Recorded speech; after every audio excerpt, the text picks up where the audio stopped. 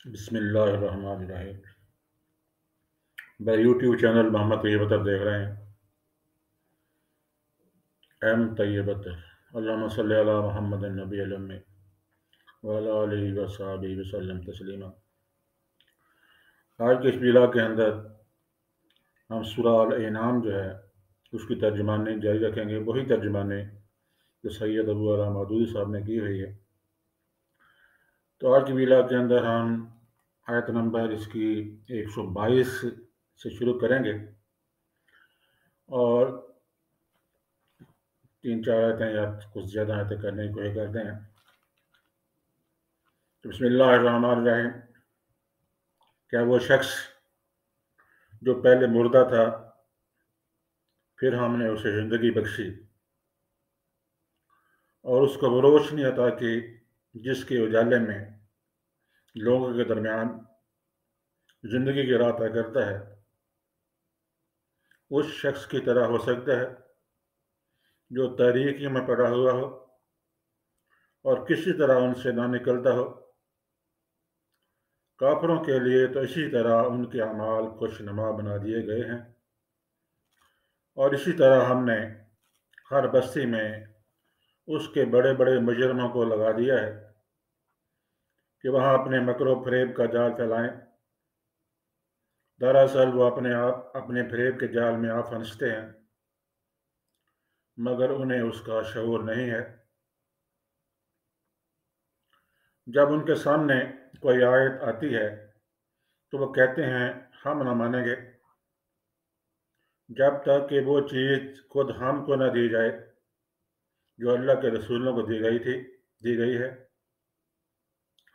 اللہ زیادہ بہتر جانتا ہے کہ اپنی پیغامبری کا کام کس سے لے اور کس طرح لے۔ قریب ہے وہ وقت جب یہ مجرم اپنی مکاریوں کی پاداش میں اللہ کے ہاں ذلت اور سخت عذاب کا مزہ چکھیں گے۔ اللہ کے ہاں ذلت اور سخت عذاب سے دوچار ہوں گے۔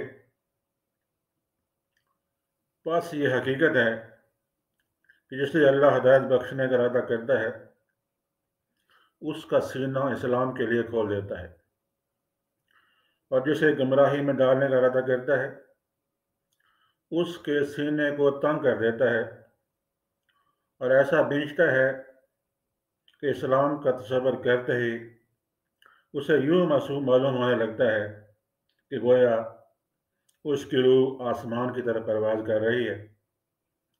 اس طرح اللہ حق سے فرار اور نفرت کی ناپاکی ان لوگوں پر مسلط کر دیتا ہے جو ایمان نہیں لاتے، حالانکہ یہ راستہ تمہارے رب کا سیدھا راستہ ہے اور اس کے نشانات ان لوگوں کے لیے واضح کر دیے گئے ہیں جو نصیحت قبول کرتے ہیں۔ ان کے لیے ان کے رب کے پاس سلامتی کا گھر ہے اور وہ ان کا سرپرست ہے اس صحیح طرز عمل کی وجہ سے جو انہوں نے اختیار کیا۔ جس روز اللہ سب لوگوں کو گھیر کر جمع کرے گا اس روز وہ جنوں سے خطاب کر کے فرمائے گا کہ اے گروہ جن، تم نے نوح انسانی پر خوب ہاتھ صاف کیا۔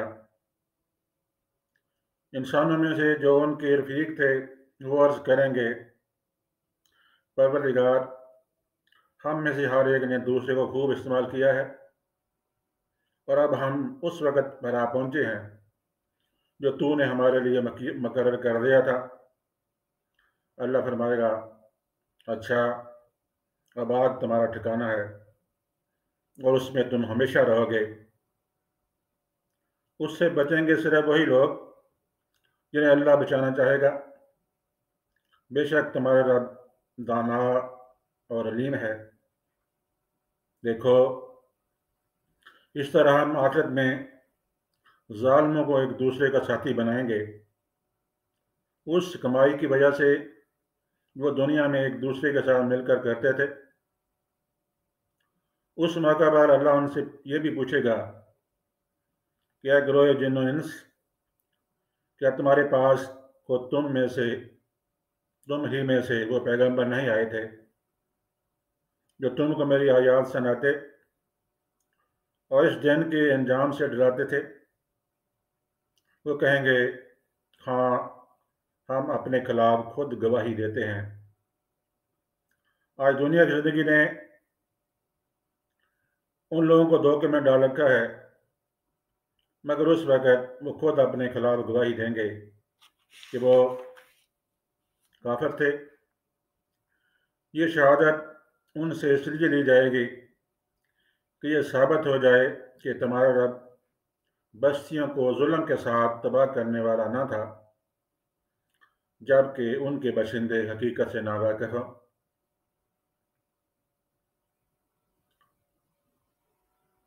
وما علینا البلاغ۔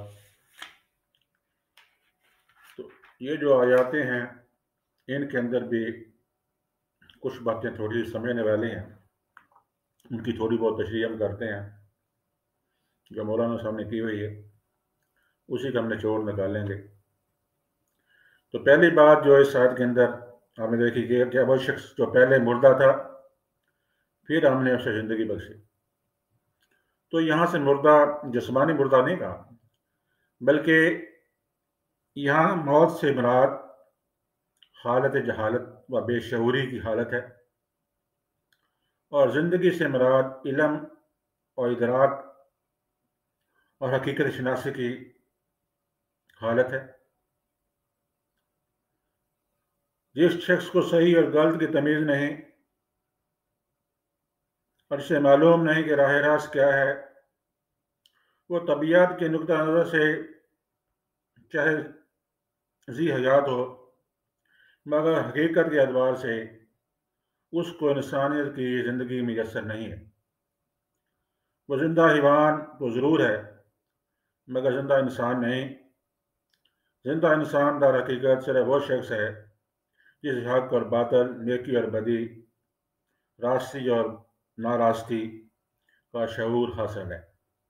تو یہ تو اللہ تعالیٰ نے یہ پہلے اس بتایا کہ کیا وہ شخص جو پہلے مردہ تھا پھر ہم نے اس زندگی بخشی اور اس کو وہ روشنی عطا کی جس کے اجالے میں وہ لوگوں کے درمیان زندگی کی راہ طے کرتا ہے۔ اس شخص کی طرح ہو سکتا ہے جو تاریکیوں میں پڑا ہوا ہو اور کسی طرح ان سے نہ نکلتا ہو۔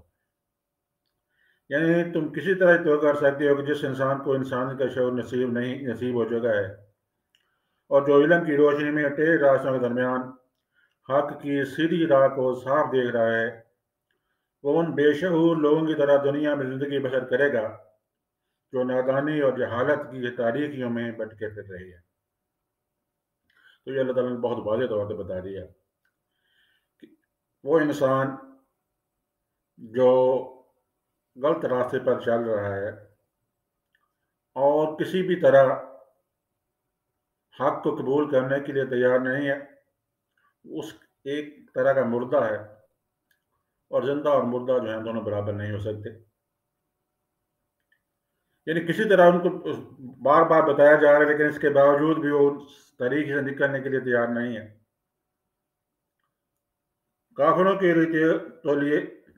کے لیے تو اسی طرح ان کے اعمال خوش نما بنا دیے گئے ہیں۔ یعنی جن لوگوں کے سامنے روشنی پیش کی جائے اور وہ اس کو قبول کرنے سے انکار کر دیں، جنہیں راہ راست کی طرف دعوت دی جائے اور وہ اپنے ٹیڑھے راستوں ہی پر چلتے رہنے کو ترجیح دیں، ان کے لیے اللہ کا قانون یہی ہے کہ پھر انہیں تاریکی ہی اچھی معلوم ہونے لگتی ہے۔ وہ اندھوں کی طرح ٹٹول کر چلنا اور ٹھوکریں کھا کر گرنا ہی پسند کرتے ہیں۔ ان کو جھاڑیاں ہی باغ اور کانٹے ہی پھول نظر آتے ہیں۔ انہیں ہر بدکاری میں مزہ آتا ہے۔ ہر حماقت کو وہ تحقیق سمجھتے ہیں، اور ہر فساد انگیز تجربہ کے بعد اس سے بڑھ کر دوسرے فساد انگیز تجربے کے لیے وہ امید لگا لیتے ہیں، اور امید لگانے پر تیار ہو جاتے ہیں کہ پہلے اتفاق سے دہتے ہوئے انگارے پر ہاتھ پڑ گیا تھا، اب کہ بدخشاں ہاتھ آ جائے گا۔ راستہ ٹیڑھا اختیار کرنا ہے انہوں نے، ایک برائی کے بعد دوسری برائی، دوسری کے بعد تیسری برائی، اور ہر برائی کرنے کے بعد یہ سمجھتے ہیں کہ پہلے شاید میں غلط ہو گیا تھا، اب دوبارہ صحیح ہو جاؤں گا. لیکن جو اللہ تعالیٰ کی روشنی ہے اس کو نہیں پکڑتے، اس پر وہ نہیں چلنا چاہتے. ہر بستی میں اللہ تعالیٰ فرما رہے ہیں، اور اسی طرح ہم نے ہر بستی میں اس کے بڑے بڑے مجرموں کو لگا دیا ہے کہ وہاں اپنے مکر و فریب کے جال پھیلائیں. دراصل وہ اپنے فریب کے جال میں آپ پھنستے ہیں مگر انہیں اس کا شعور نہیں ہے. یعنی فریب کا جال پھیلا کے وہ یہ سمجھ رہے ہیں کہ انسانوں کو بھٹکا کے یا غلط طریقے سے دولت اکٹھی کر کے وہ کوئی نیکی کا کام کر رہے ہیں، جیسے نواز شریف، زرداری، مولانا فضل الرحمان، اور اب ظاہر ہوا کہ جنرل باجوہ جو ہے غلط طریقے سے دولت اکٹھی کی. کہا کہ شاید میں اس سے یہ صحیح طریقہ ہے، راستی کا طریقہ ہے، اچھا طریقہ ہے، بہتر طریقہ ہے. لیکن ہر بستی کے اندر اسی قسم کے لوگ جو ہیں اللہ تعالیٰ کہتے ہیں کہ انہوں نے فی الحال اپنے مکر و فریب کا جال پھیلانے کے لیے ان کو کھلی چھوٹ دے رکھی ہے. دراصل وہ اپنے فریب کے جال میں آپ پھنستے ہیں، اور آپ نے دیکھا کہ خود پھنستے ہیں اس کے اندر. آخر کار وہ اس کے اندر خود پھنس جاتا ہے مگر انہوں اس کا شعور نہیں ہے. جب ان کے سامنے کوئی آیت آتی ہے تو وہ کہتے ہیں ہم نہ مانیں گے جب تک کہ وہ چیز خود ہم کو نہ دی جائے جو اللہ کے رسولوں کو دی گئی ہے. یعنی جو پیغمبری، جو فرشتے اللہ کے رسولوں کے اوپر آتے ہیں وہ ہمارے اوپر بھی نازل ہوں، وہ شاید ہم مان لیں. تو اللہ تعالیٰ فرماتے ہیں اللہ زیادہ بہتر جانتا ہے کہ اپنی پیغمبری کا کام کس سے لے اور کس طرح لے. قریب ہے وہ وقت جب یہ مجرم اپنی مکاریوں کی پاداش میں اللہ کے یہاں ذلت اور سخت عذاب سے دوچار ہوں گے. یہ مجرم لوگ جو ہیں جو یہ سمجھ رہے ہیں نا کہ پیغمبری ہمارے پاس آنی چاہیے، اللہ نے جس پیغمبر کو بھیجا ہمارے پاس ہماری ہدایت کے لیے، اس کی بات کو تسلیم نہیں کرنا، الٹا یہ اس کے اوپر اعتراض کر دینا کہ ہمارے پاس یہ پیغمبری ہمارے پاس آ جائے تو ہم شاید مان لیں. بس یہ حقیقت ہے کہ جسے اللہ ہدایت بخشنے کا ارادہ کرتا ہے اس کا سینہ اسلام کے لیے کھول دیتا ہے. یہ اللہ تعالیٰ ہدایت کے یعنی ہم رسولوں کے اس ایمان نہیں لائیں گے کہ ان کے پاس فرشتہ آیا اور خدا کا پیغام لایا، بلکہ ہم صرف اسی وقت ایمان لا سکتے ہیں جبکہ فرشتہ خود ہمارے پاس آئے اور براہ راست ہم سے خطاب کرے. تو یہاں پر سینہ کھول دینے سے مراد اسلام کی صداقت پر پوری طرح مطمئن کر دینا اور شکوک و شبہات اور تذبذب اور تردد کو دور کر دینا ہے. تو اللہ تعالیٰ فرما رہے ہیں کہ جس کا سینہ چاہتے ہیں ہم کھول دیتے ہیں. جس کو ہدایت بخشنے کا ارادہ ہمارا ہوتا ہے اس کا سینہ اسلام کے لیے کھول دیتے ہیں، اور جسے گمراہی میں ڈالنے کا ارادہ کرتا ہے اس کے سینے کو تنگ کر دیتا ہے اور ایسا بھیجتا ہے کہ وہ اسلام کا تصور کرتے ہی اسے یوں معلوم ہونے لگتا ہے کہ گویا اس کی روح آسمان کی طرف پرواز کر رہی ہے. اس طرح اللہ حق سے فرار اور نفرت کی ناپاکی ان لوگوں پر مسلط کر دیتا ہے جو ایمان نہیں لاتے، جو پیغمبروں کی بات کو تسلیم نہیں کرتے، نہیں ماننا چاہتے. اللہ تعالیٰ کہتا ہے کہ ان کا سینہ تنگ کر دیا جاتا ہے. حالانکہ یہ راستہ تمہارے رب کا سیدھا راستہ ہے اور اس کے نشانات ان لوگوں کے لیے واضح کر دیے گئے ہیں جو نصیحت قبول کرتے ہیں.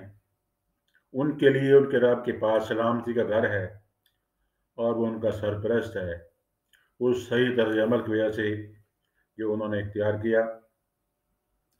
سلامتی گھر یعنی جو اللہ کی ہدایت کو قبول کر لیتے ہیں. اللہ تعالیٰ سلامتی گھر یعنی جنت جو ہے، اللہ تعالیٰ فرماتے ہیں کہ ان کے لیے وہ جنت جو ہے ان کو جنت کے اندر اللہ تعالیٰ بھیجے گا.